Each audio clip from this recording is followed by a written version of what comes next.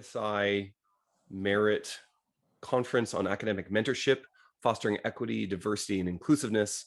I'm Jonathan Sherbino, the Assistant Dean of Merit. I'm really pleased that you can join us. It's been a busy and full 2 days as we have had a number of plenary sessions and small group sessions.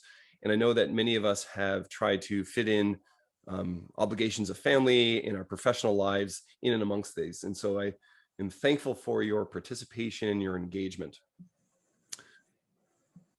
Before we begin, I think it's appropriate that we consider that we are gathering on the land of the Mississauga and the Haudenosaunee, lands protected by the Dish with One Spoon Wampum Agreement. Just ask you to take some moments to reflect for the sessions that you've attended so far and in anticipation of the session you're attending right now for how this is meaningful within that context.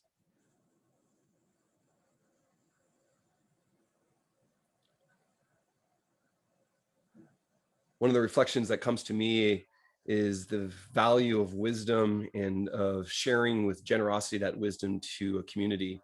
And as I've seen the generosity and the wisdom shared by our plenary speakers, it's certainly impacted and helped reorganize and to stimulate my own thinking. And so I'm grateful for the generosity of the community in receiving and sharing, but also for our speakers in giving of their time and of their experience.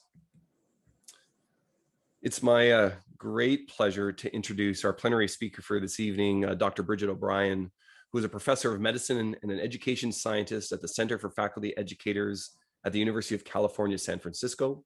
There, she co-directs the Teaching Scholars Program and the UCSF UMC Utrecht Doctoral Program in Health Professions Education. She teaches in the Health Professions Education pathway and supervises both master's and doctoral students. At the San Francisco Veteran Affairs Hospital, she directs the Health Professions Education Evaluation and Research Fellowship. Her research focuses on understanding and improving workplace learning methodology. And in addition to these academic and leadership responsibilities, she's a deputy editor for academic medicine and a co-editor for a key textbook in the discipline of medical education, one I'm sure many of you heard or know of, which is Understanding Medical Education. And so, without further ado, Dr. O'Brien. Thank you very much. Let me just see if I can get my screen to share. And I need to make sure the sound is on. Okay. Are you seeing my main slides, not notes or anything? No, we're seeing everything perfectly. Okay, perfect. So thank you all very much. I'm honored and appreciative of the opportunity to speak with all of you today as part of this event on academic mentorship to foster equity, diversity, and inclusiveness. And I'd like to take a moment to acknowledge the land where I'm presenting from today. This land has been home to the coastal Miwok people since time immemorial. My family resides on their land, and we are committed to building solidarity and kinship with Native peoples by engaging with their causes. I learned about ways of doing this through the organization Native Americans for Community Action, which has a lot of great resources for Native peoples in our region. I also would like to acknowledge that many injustices have occurred and continue to occur on this land. My country would not exist if it was not for the uncompensated enslaved labor of Black, Asian, and Latinx people. We honor the legacy of life, knowledge, and skills stolen due to violence and white supremacy. One thing that I particularly valued in preparing this session and listening to the other speakers' presentations is the chance to reflect on and learn more about my own mentoring practice, particularly as it relates to my ongoing efforts and commitment to anti-racism and anti-oppression. At UCSF, we're expanding our anti-racism and anti-oppression curriculum in the medical school. And next year, I'll be co-directing our faculty teaching scholars program with a focus on mentoring and supporting faculty who are leading the development of this curriculum. So my talk will share some of the reflections that I've had in reflecting on my mentoring and preparing for this work next year. So I've titled my talk, So You Think You Can Mentor. Some of you may be familiar with this show, So You Think You Can Dance. Finding your groove, making your move, keeping it smooth. I titled the talk, this Finding Your Groove, Making Your Move, Keeping It Smooth, because as I reflected on mentoring relationships, it reminded me a lot of the different dance partners and types of dances I've experienced and observed over the years. I'm going to bring dance in and out throughout the talk, but I want to be honest that I'm more of a dabbler and an admirer of dance than a true dancer. So I apologize if I get anything wrong in the talk. I also want to clarify a couple of things. So as you heard in Dr. Strauss's talk, there's a lot of literature and evidence to guide mentoring practices. There are many definitions and typologies that distinguish mentoring from other types of relationships like coaching, sponsoring, teaching. In this talk, I'm focusing on mentoring for scholarship, particularly the mentoring of PhD and master's students. And I have left the definition somewhat open for two reasons. First, because I want to encourage you to think about your own mentoring relationships and what mentoring means to you and how you go about it. And second, because I've interviewed several mentees and collected reflections from different mentors to prepare the talk. And so I want to honor all of their perspectives. Throughout the presentation, I'll use some of the dance metaphors and references to explain the dynamic, interactive nature of the relationship between two or more individuals. And I'm also going to use some clips from videos. They're actually going to be audio recordings since the video didn't always come through very well, with early career faculty who have either completed or are currently working on master's or doctoral degrees in health professions education. These I'm including as a way for us to gain insight into our own mentoring practices from the mentee's perspective. And then I'll also include some themes and quotes from the mentor's reflections. So the goal for today is that I hope each of us will find at least one way to take our mentoring practice to the next level. And specifically do that by characterizing your own beliefs about and approaches to mentoring, identifying techniques that you use or that you'd like to use, and then commit to one of these techniques that you'll incorporate into your own repertoire. So our dance card or our agenda is that first I'm going to introduce an organizing framework for mentoring practice. And then I'll talk about the three elements of the framework in more detail. And I hope some of you will hopefully have time for some discussion at the end, and then hopefully some of us will join some of the small group discussions afterward to discuss a few scenarios where we can take this a little bit deeper. So I want to start with a little ditty. As I was working on this presentation, I thought about my first debut as a mentor for a doctoral student, and it was the first time that I really felt responsible for someone else's development as a scholar. I didn't have any formal training in mentoring. I'd never talked with anyone about what it meant to mentor a doctoral student. I didn't have any great role models from my own graduate school experience. So it kind of reminded me of when I was in junior high, and they made us go to square dancing class, and they brought us to the gym and they set us up in a formation and they turned on the music and just let us loose with some guidance from the caller. And I hoped I could follow the cues and do my do-si-dos, not make too much of a fool of myself. But the interesting thing about my mentoring experience, kind of like my square dancing experience, was that I had people around me who had more experience than me. And our doctoral program had this great co-mentoring structure that allowed junior faculty, like me at the time, to mentor alongside more experienced faculty.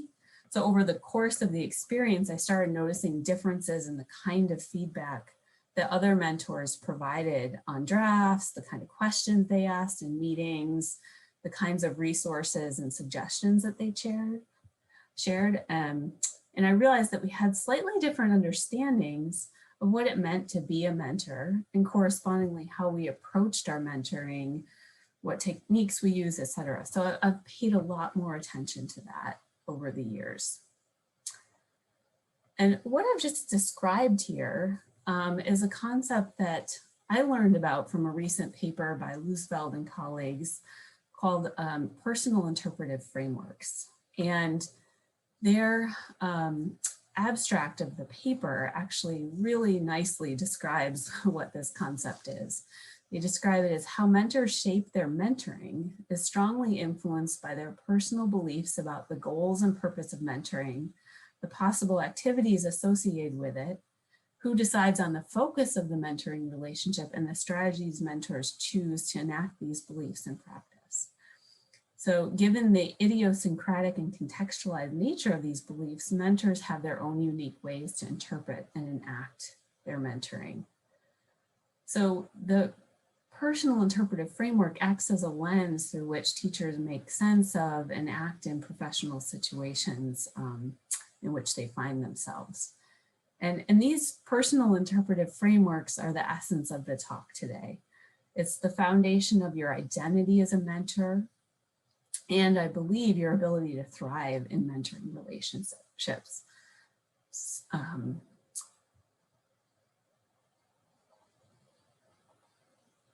So for today's discussion, I've broken this down into 3 parts. So finding your groove is thinking through our mentoring philosophy, approach, and motivation. Making your move is about identifying the strategies and techniques that you can use, and keeping it smooth is about self-regulated learning and deliberate practice, and how to keep your keep monitoring your practice, planning and working on refinements to it, and sustaining your motivation. So in that first example of my work with my first doctoral student, I really didn't have a good foundation in place. And in truth, it takes a little while to find your groove as a mentor and to get to know yourself. I think I also underestimated the complexity of mentoring.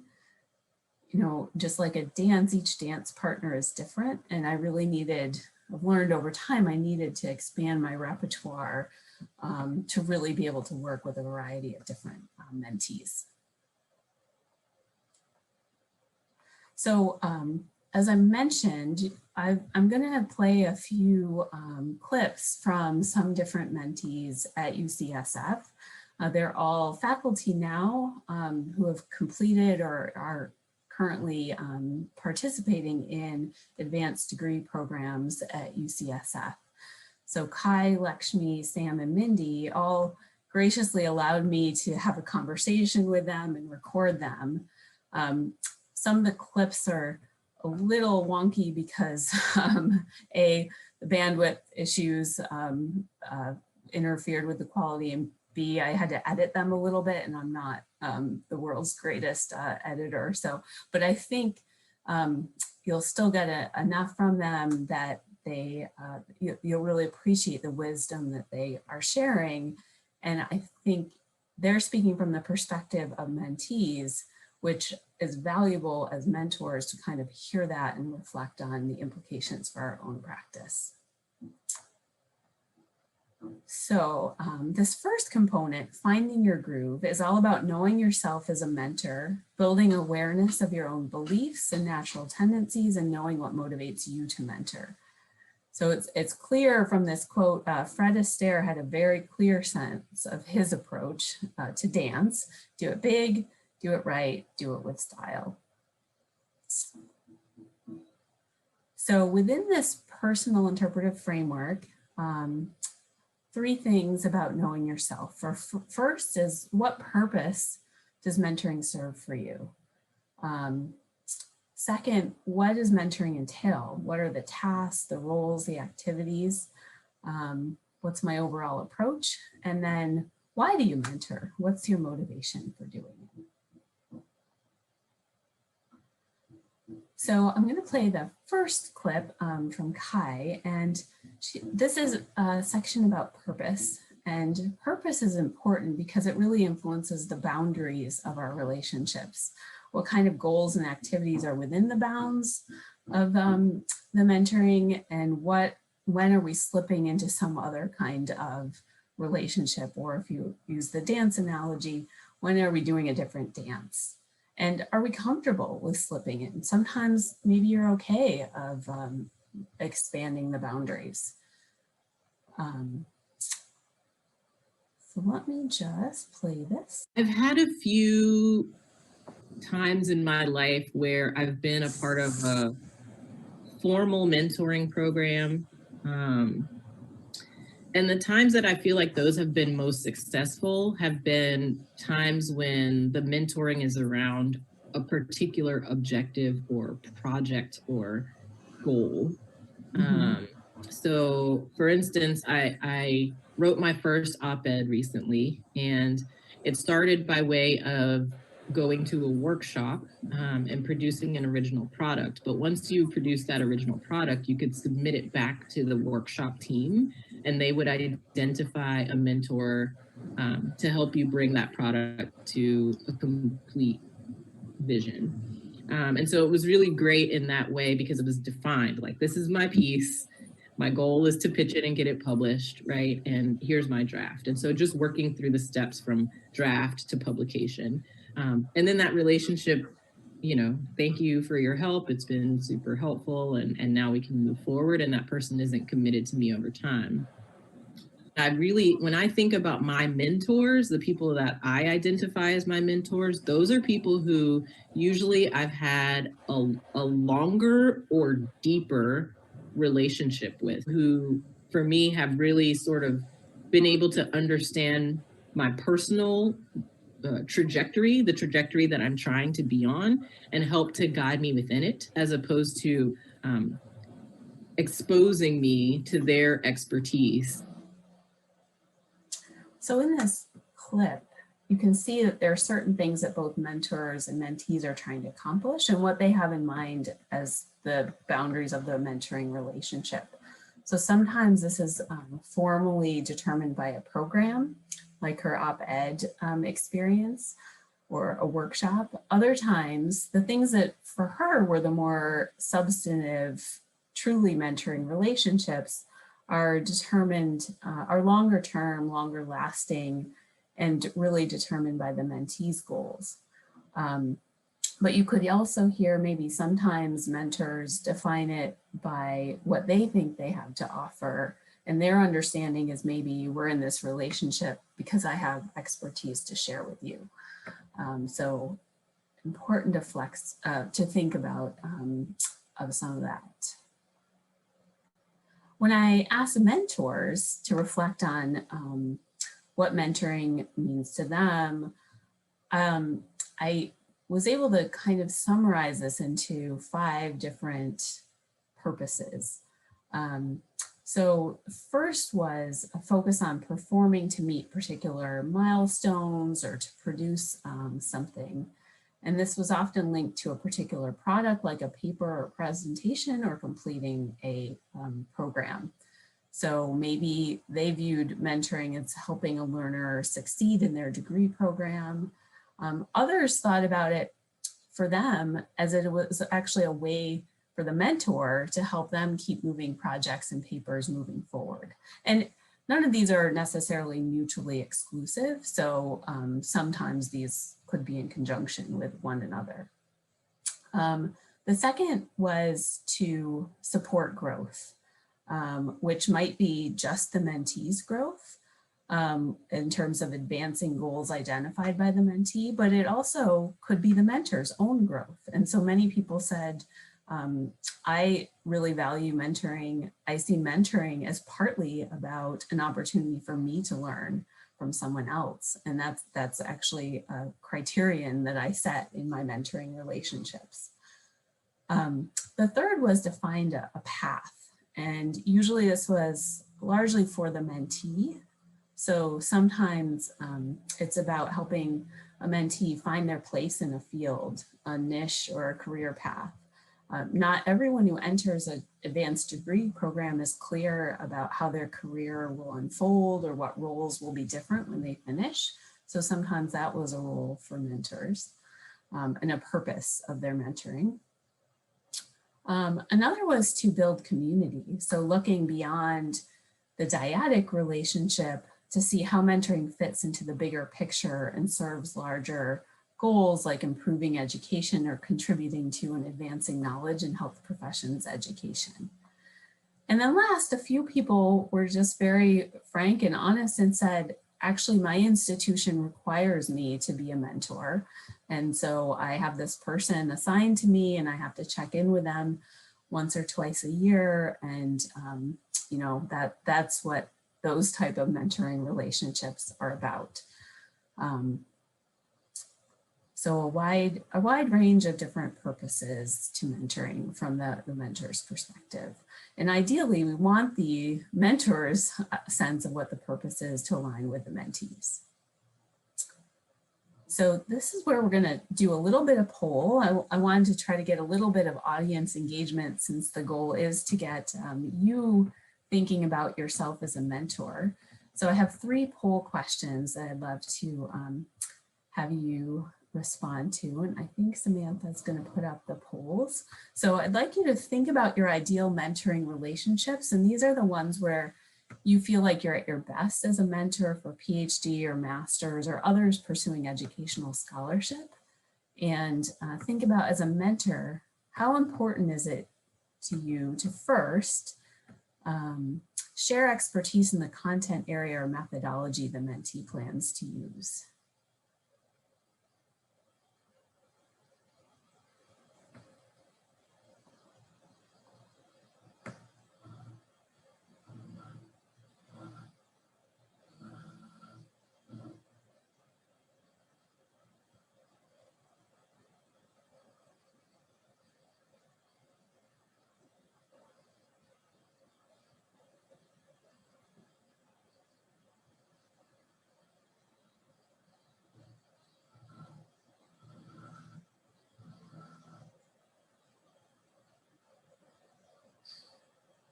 Oh, I see a message from Sam. You put all the questions into one poll. Are you able to show the results of the poll? Oh, yeah, okay. Okay, so so there's a range here: slightly important, somewhat important, very important. Most people felt like it's very important to have that expertise and to be aligned in the either content area or methodology. That's why you're there for a PhD or master's student. So a key purpose is seeing the knowledge and skills. Some people, though, might say, you know, actually, I'm willing to go where they're going, and that's an opportunity for me to learn. So there was, when I spoke with mentors, there was a lot of flexibility there. And there are also maybe mentoring teams where people may say someone else will cover the more in-depth pieces, and I'm there for more higher level mentoring. Okay, let's do the second one. Align with the mentee's goals so you can connect them to others, advocate for, or sponsor them. So I guess just answer number 2 in this poll. I see now it's a little confusing.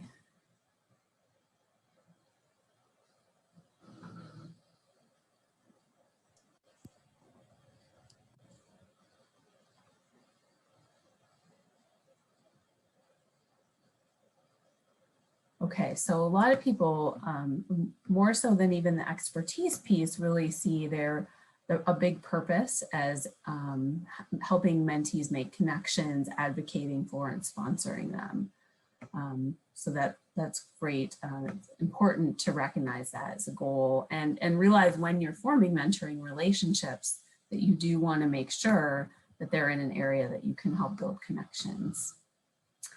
Okay, and then last one, perceive the mentee to be someone you can learn from.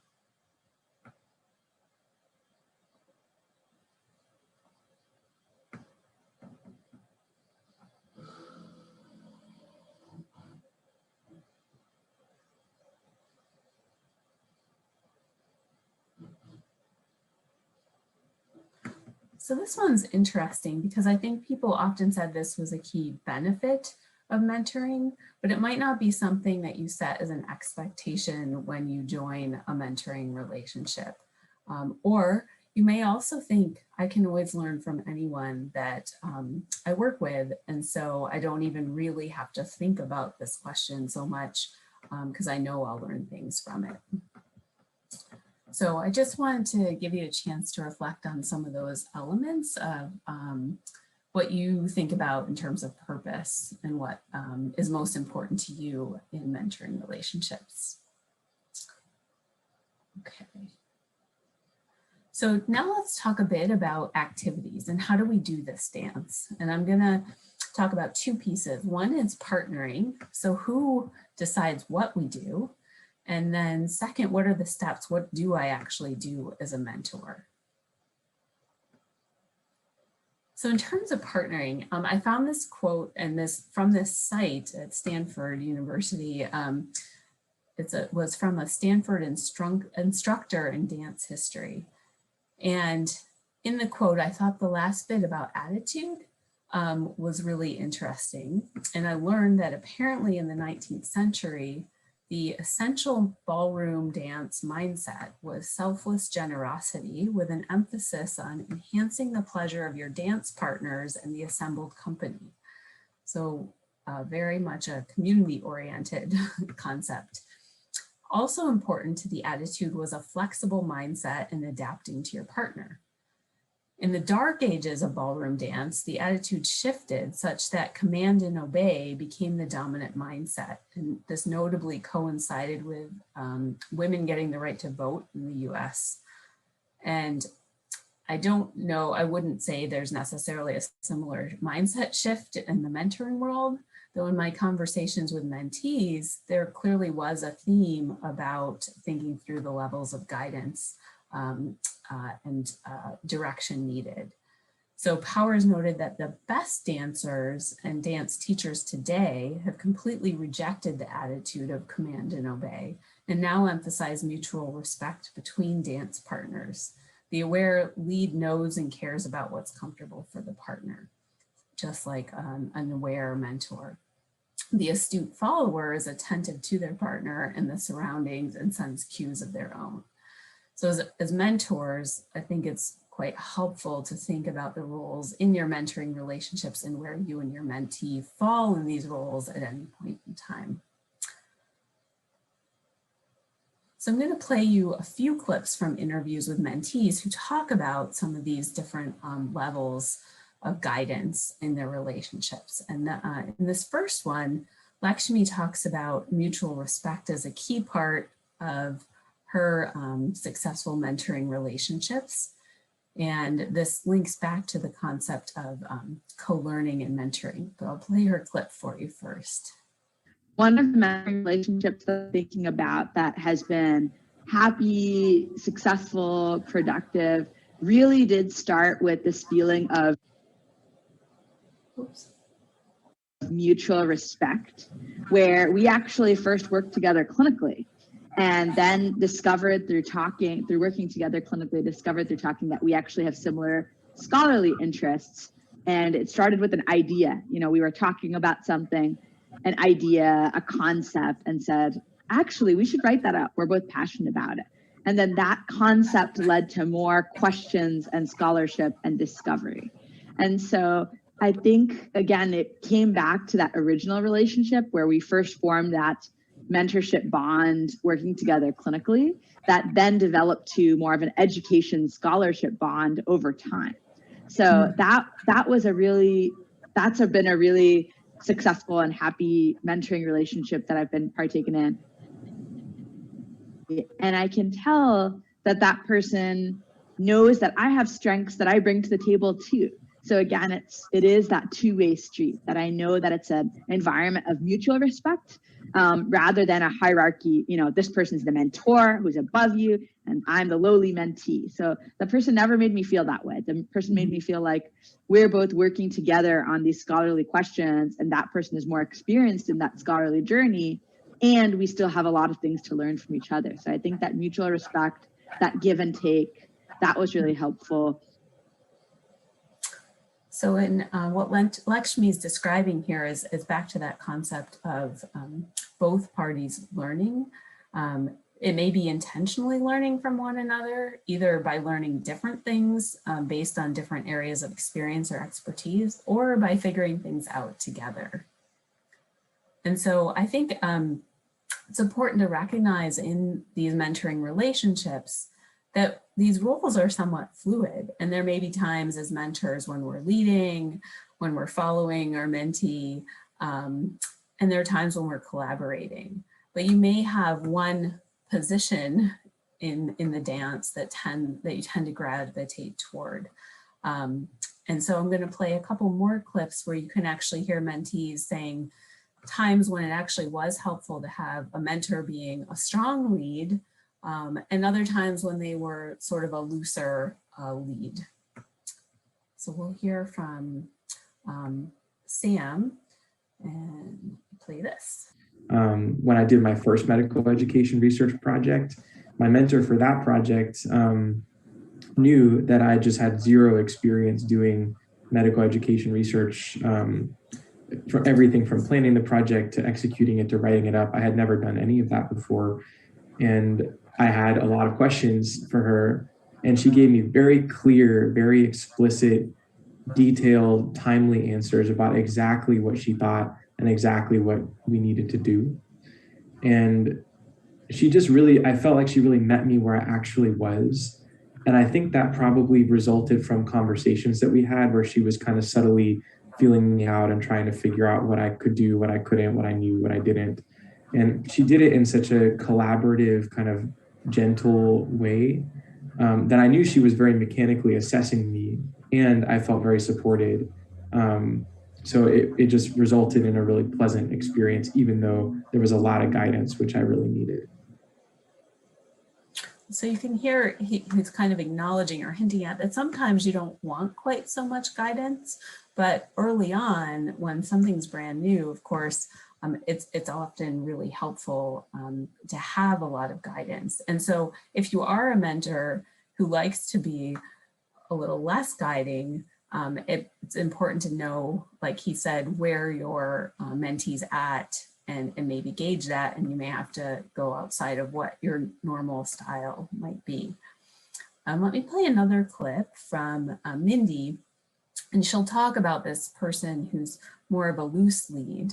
And there, you'll hear her talking. She's actually, I'm going to play you another clip after this in a little bit. So she's following up. She's first described a mentor who's her primary mentor, who she has a very close relationship with, and then contrasting the one that you're going to hear right now to that. So it starts in a little bit of a funny place, but you'll get the gist. Mentoring relationships that have not been as long lasting and were for certain projects, and just different styles, a little more laid back, a little more less of the regular meeting, but open to if I needed to meet, but left me a little bit more to do things on my own, which I think is fine for a mentee who is self-sufficient, I guess is the best term. So I would just go figure out, like I had to figure out how to do all this data analysis and code in a different statistical software. And I went and found resources on campus that would teach me how to do that and did all this stuff and just came back with sort of the bigger picture questions. So in Mindy's example, you can hear someone who didn't provide as much structure, and it was okay for her. And other people may have thrived in that because they really love to learn on their own. But Mindy also, both Mindy and Lakshmi gave me some good insights into a couple of things. So it made me wonder if this person Mindy was working with actually saw themselves as a mentor to her. And maybe they did, and their style really is to be pretty laid back and open. Or maybe they thought, well, I'm kind of the guide on the side, I'm here mainly for methodology, and she has another mentor who's doing that work. So it's kind of interesting to think, do people who recognizes themselves as a mentor in some of these relationships? The other thing that Lakshmi had talked about was her experience now as a mentor, realizing that while she appreciated a lot of independence and felt very comfortable going to her mentor when she needed more guidance, she realized some of her mentees don't automatically realize it's okay or even expected to ask for help. And so she needs to be more sensitive to this, especially early on, rather than providing the loose lead that she prefers. And also, when I asked mentors to reflect on their mentoring, many mentors said they prefer to let the mentee lead. They expect the mentee to let them know when they need to meet. They don't tell mentees what to do. Rather, they help them think through options and consequences and really let them decide. And the mentees noted that this is appreciated, though it's also important to realize that sometimes mentees don't always know what they need and when they need to ask for more guidance. And so we'll talk a little bit more about this under technique, but I thought these were some really important insights to think about the intersection of your own tendencies and approach, and then what the mentee needs. So this word cloud I took from all the different descriptions that mentors gave when I asked, what are some key things that you try to always do with a mentee? And then I also later asked, what are some things that you try to avoid? But these are some of the key things. And it's a very broad range of kinds of things that they did. So something important to recognize about the different actions or roles that you take as a mentor is that how you perceive yourself and what you have to offer a mentee is important. So thinking about how confident you feel about your own knowledge and skills. What do you consider your areas of interest and expertise? How far are you willing to venture outside of those? How comfortable do you feel having conversations about a mentee's progress? So are you willing to be a progress checker or a monitor or accountability buddy? Or is that something that you really feel uncomfortable with? Some of these activities may be more fundamental to us than others in terms of what our sense of being a mentor is. And I think that's very important for us to know. And then also some relationships may be more or less amenable to some of these kinds of things. So enriching networks, laughing, teaching knowledge, being approachable, being an advocate, etc.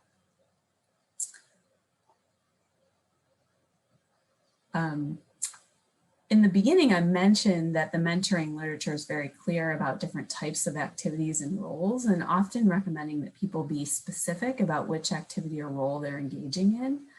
So if they're coaching or advising or supervising or sponsoring, that could be different from mentoring, or maybe they're all part of mentoring, but a lot of the literature recommends being somewhat specific about that as you think about your repertoire. So let's hear from Mindy again about how this works to have a mentor who does weave in and out of many of these different roles. My most prominent mentor-mentee relationship that I have right now is a relationship that is very all-encompassing in terms of it not just providing me mentorship, but sponsorship and advisor. And it's I think a unique relationship where I can go to this person with all sorts of questions, and that person is able to understand what I need from them. And I think we have an ability to communicate that, to say, you know, I just need your advice on this, or I am working on developing this part of my career. Can you help me? Or I am needing help with this research project on a really global scale, or I actually just need you to edit this and do the final just because I can't look at this manuscript anymore. And I think part of that comes with that mentor's willingness to offer up all those options and also be clear about it. So there have been times where they've said to me, you know, I can see that you're struggling to get this manuscript through the finish line. It's really close. If you want me to just do the last little bit, I'm happy to do it. And so it's clear where the boundaries of our roles are. You'll notice a couple of key things that her mentor does in their relationship. So first, she offers rather than takes over. Second, there's a high level of trust in this relationship that allows honest, frank discussion about topics that can be difficult. Like, I see you're struggling to get this manuscript over the finish line. Can I help you? Do you want me to do that for you? And not in a way that feels like I'm disappointed that you're not getting this done, but really like, just let me know and I'm here to do it. And then third, she mentioned clear communication about roles. So the reason why the mentor's offering, I've been there too. I know sometimes you just can't stand to look at that manuscript anymore and you just need someone else to step in and get those last bits done. So the communication in their case was aided by regular meetings that were open agenda-wise, which is another piece of technique. Some mentors really like very specific agendas for each meeting, and others like to keep it open so they can address whatever they need to, the mentee would like to talk about in that meeting, or whatever needs to be discussed that day even. And the mentor also in this example had a very clear sense of boundaries and was willing to adjust the boundaries depending on the mentee and their relationship. From the mentor side, this mentor had actually shared with me that the mentor doesn't necessarily do that for everyone right initially, but once she's established a strong relationship and really committed to someone as a mentee, then she does go all out and offers sort of the full set of whatever the mentee needs and is available whenever they need them. So I think just for the sake of time, I'm gonna skip this next poll and you might just be able to reflect a little on some of these things for your boundaries. So think about, are you willing to write or rewrite large sections of a manuscript that a mentee is a first author on?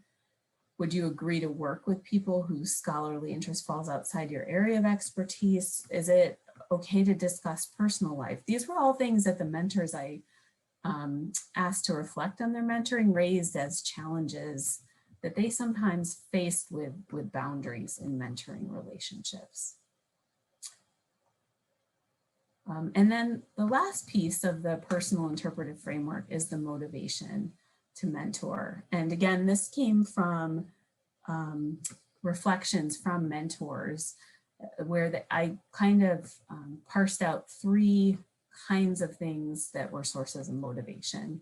So the learning and professional development that they gained, and a lot of this overlaps with some of the purpose, but the source of joy they feel in mentoring, the fact that they find it a very rewarding experience, and then again, that it can boost their productivity. They often also mentioned relational benefits. So there's value in being in a long-term relationship with someone. You get to see their growth over time, and you can travel on a journey together. And this reminded me when I was listening to Dr. Verma's talk. She mentioned that sometimes a mentee validates your ideas, your values. You can, and so there's a sense of you can kind of travel a difficult journey together. And so having a companion or support throughout the journey is really valuable. And then last, the community benefits. So people talked about they mentor because they're thinking about the future of the field, the future colleagues that they'll have to work with, the impact that it can have on the community, And some said, well, there really wasn't great mentoring for me, and so I want to improve on that for others. So your personal interpretive framework for mentoring guides your preferences in mentoring relationships. And that means your preferences for mentees, for techniques, for strategies. And knowing your beliefs, approaches, motivations can help you be more intentional about the relationships you enter, the boundaries, how you communicate about your relationship with mentees, and what specific techniques you choose. So that's what we're going to talk about next, is some of the specific techniques. So I loved this quote from Baryshnikov: "The problem is not making up the steps, but deciding which ones to keep." And so, as you know, there's lots of resources out about mentoring strategies, techniques. You really end up needing to figure out first what your own techniques are and which ones work for you in any given relationship. Sometimes you have to abandon certain techniques that may have been your signature techniques, but you realize now they're no longer working. They don't work in this particular relationship or context. So again, I'll share some techniques that I heard about from mentees and mentors. And I also would say there's a lot to learn from colleagues just by talking about mentoring with them, watching them, etc. So 4 stages of techniques. The first is the opening or the invitation. So shall we dance? Deciding whether or not to engage in a mentoring relationship. Then starting off on the right foot, how you begin the mentoring relationship, dancing to the music, customizing it, and ending the mentoring relationship.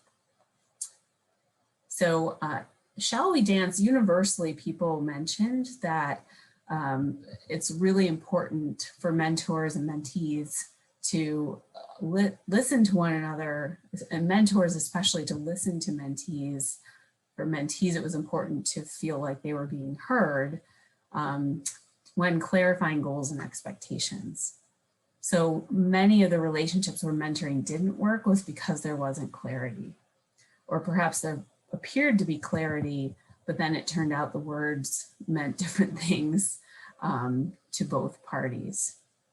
So I realized that when I mentor doctoral and master students, it can be easy to jump right in or skip some of this step because we've met with the people, we've interviewed them, we've had them interview people to choose who their mentor would be. And then we sort of just get started. And then along the way, we realize that their goals and doing the program or choosing us as mentors may not be what we originally thought. So sometimes people don't know their goals until they get a little further along in the process and start trying things out. Another piece, so sometimes you have to revisit the alignment. So you may think you have good alignment in the beginning, and that's important. So you might decide yes, and then realize, well, we need to check in about that again and decide how to proceed. Another key piece is thinking about bandwidth.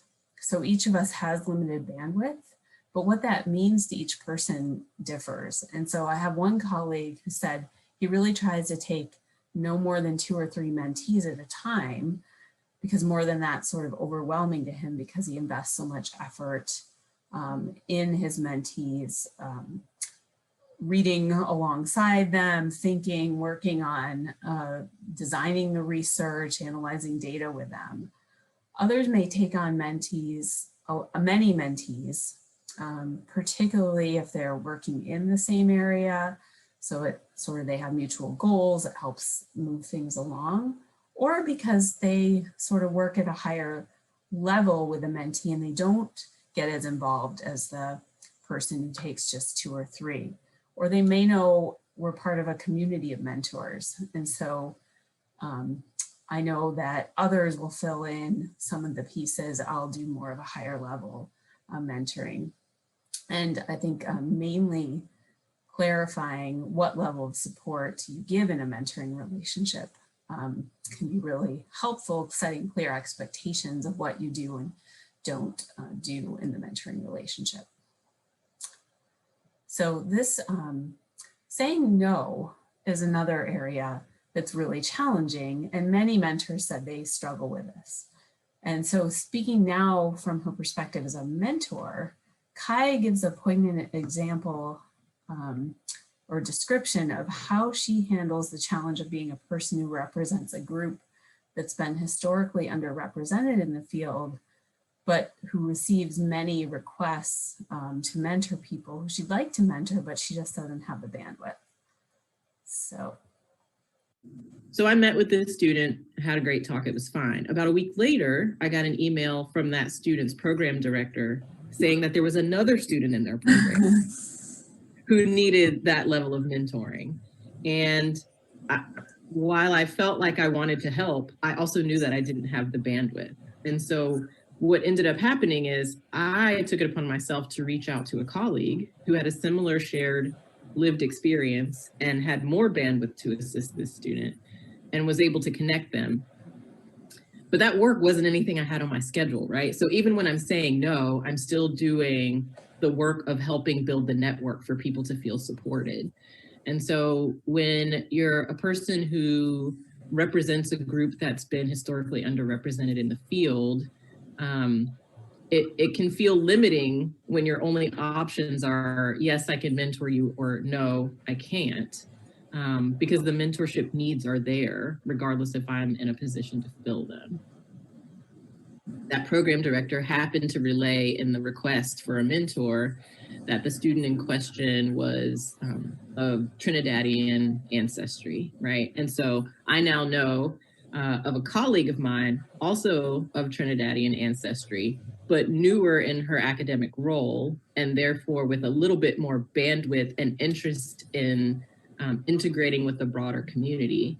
And so for me, it felt like a good fit for this newer mentor and this student in need of a mentor to be connected. And that way, this newer academician had an opportunity to deepen her mentoring skills with somebody that she had a shared experience with.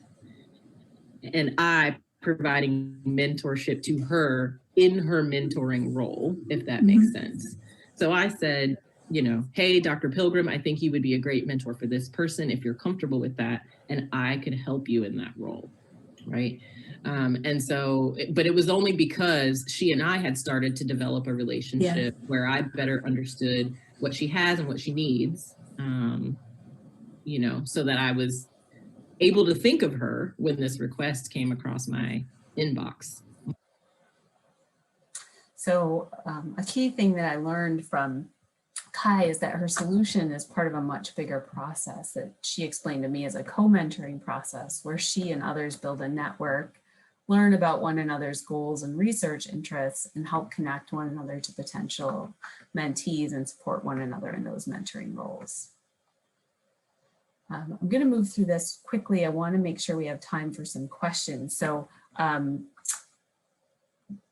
my institution offers training for supervisors and mentors that covers some of these different work styles and the importance of knowing your preferred work style, as well as the strength of your preferences. And so it covers thinking about how you like to learn and be taught or teach, thinking about what you need to feel organized, knowing how you think and communicate. So are you someone who thinks aloud and spews out a lot of ideas and you don't necessarily expect them all to get taken up? Or are you someone who likes to wait and think about things and then come back and kind of organize your thoughts? And then how you define what a strong work ethic is. And so what kinds of behaviors demonstrate that commitment. I think in one of the talks they said there was a mentor who expected people to be on kind of 24/7, 365 days a year. And that norm is changing. And so that is not necessarily the standard for a strong work ethic any longer. So recognizing some of these different domains of your work style, and then Lakshmi and talked about an interesting concept that I hadn't heard of, but it was called a user's guide to me. And this is just.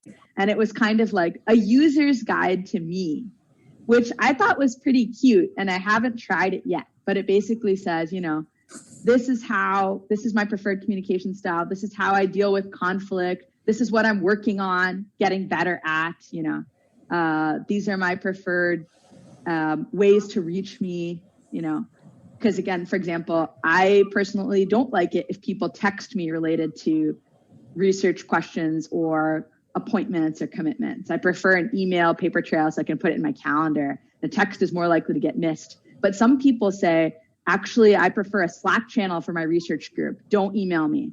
Put it in Google Docs. And so everyone is really particular, and sometimes just saying that up front. The more you communicate. So, and this was an example of a user's guide to me. So I haven't used something this formal, but I have started having explicit conversations when I join a new mentoring relationship to lay out some of these different domains for a mentee and kind of revisit those.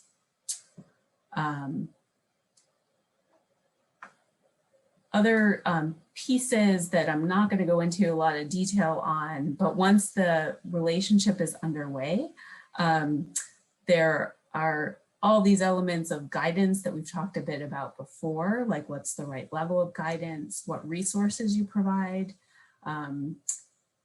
thinking about collaborators. Who do you bring in as collaborators? What's the process in your mentoring relationship to bring in more people? For what purposes? What's the feedback expectation and the means of, if you do have multiple collaborators, of consolidating feedback from different people? Is that part of the mentor's role to help with that, or is it all the mentee doing that? Meetings, obviously, and progress checks.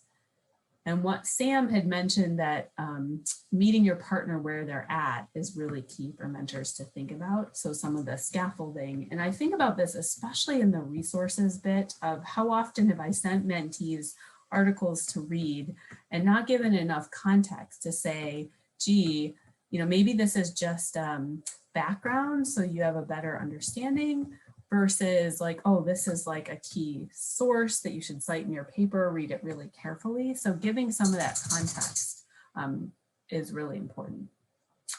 And then lastly, the last dance. So one mentor said, sometimes I click with a mentee and we work together productively and have fun, while others not so much. The former tend to last a lifetime and the latter only for a short period of time. So I just wanted to acknowledge that it's the importance of thinking about when is a relationship ready to end, and how do you both agree to that. Sometimes it's no longer necessary. You've accomplished the goals, the program or project is complete. Sometimes they go beyond the program completion, often they do. And one key one was, when is it time for a mentee to start being recognized as independent of the mentor? And this can be a sticky one around authorship and collaborative research.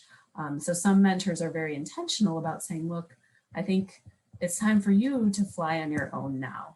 And one mentor said, knowing that they're ready to move on and don't need you anymore, that's a huge win, even if it's a little sad for me. And then there are many different ways of thinking about when it's not working, and it can be quite challenging to decide when do we just end it or versus keep working at it. So very last slide. I know, I'm sorry, I've like gone right to time over time, but the last I just wanted to emphasize is keeping it smooth. And when I asked mentees, have you ever seen a mentor actively working on their mentoring? Very few said they ever saw evidence of a mentor like really working on their mentoring or asking for feedback. And so this is a final piece I wanted to leave you with today, is that we recognize the importance of lifelong learning and continuous improvement in many domains, but I don't hear it discussed as much as in the mentoring realm. And so thinking about what is deliberate practice, the notion of monitoring, planning, and improving look like in mentoring. So some of the things that I've tried to do over the last few years is to seek opportunities to work with multiple mentors and ask them for feedback or observations on my mentoring. I talk with people about mentoring, especially if we're part of a team and I want to understand more about their approach, or if they're having if we're both having a challenging spot with a mentee and we want to brainstorm together. I observe other mentors carefully when we're in works in progress or journal club or team meetings, seminars, to see what they're doing. And I check in with mentees. Some of the mentees that I asked said, well, I do remember that you've asked me, you've checked in with me after you've given me feedback on a manuscript and said, was that the right level? Was it too detailed? Was it more than you need? Was I getting it right? And so I'm checking in with mentees frequently about feedback you're giving or other aspects. And then lastly, there is a tool that Christina St. Ange, Meredith Young, and Lara Varpio published that was a health professions education focused scholarly mentorship assessment tool. And I can share that link if you'd like to look that up, or you can search for it. It was in Perspectives in Medical Education in 2019. So thank you very much. I'm sorry that we've run over time, and I greatly appreciate your attention. I want to thank the mentees who participated in helping me prepare this talk, as well as the mentors and colleagues from UCSF and beyond who helped with this. So thank you. I will stop sharing the slides. Thank you so much, Dr. O'Brien. Your experience and your scholarship have just provided us so many things to think about. We've heard the voices of some of your own mentees, and that's brought a rich narrative to it. It's given us a lot to think about and to maybe actually apply into our own relationships as mentors and as mentees as well. I want to thank PSI, Physician Services Incorporated, for providing an unrestricted educational grant to make the conference for the last 2 days possible. Again, I want to offer thanks to Samantha Applewaite, who has really been the backbone and organizer in making all of this possible, who has been racing around behind the scenes and will be probably quite happy in a couple hours to be able to take this off of her to-do list. Please, if you have an opportunity, we would love for you to provide some feedback to us. You can see the link in the chat around ideas that you'd like to see come forth for 2022. If your life was busy, as I suspect it has been for all of us, and you missed any of our sessions, please know that we will do some post-production, and in the coming weeks, we will have it available on our YouTube channel. So if there's a session you missed or a piece that you want to review, just to kind of pick up the thread or the narrative that was there, we would certainly invite you to find that on the Merit YouTube channel.